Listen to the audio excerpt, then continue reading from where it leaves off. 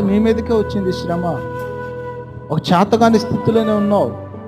ఆ పావురంగాలి ఒలీవ మొక్క తెచ్చి ఓడలో ఉన్న వారిని ఎలా ధైర్యపరిచిందో మనము కూడా శుభవార్త చెప్పి ధైర్యపరచాలి.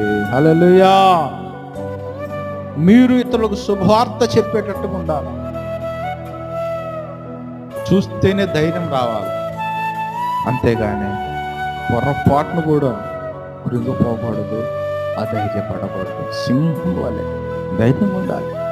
పరిస్థితులు ఆయన స్వాధీనంలో ఉన్నాయి, ప్రాణం ఆయన స్వాధీనంలో ఉంది, కుటుంబాలు ఆయన స్వాధీనంలో ఉన్నాయి, జీవితం ఆయన స్వాధీనంలో ఉంది, సమస్తం ఆయన స్వాధీనంలో ఉన్నాయి.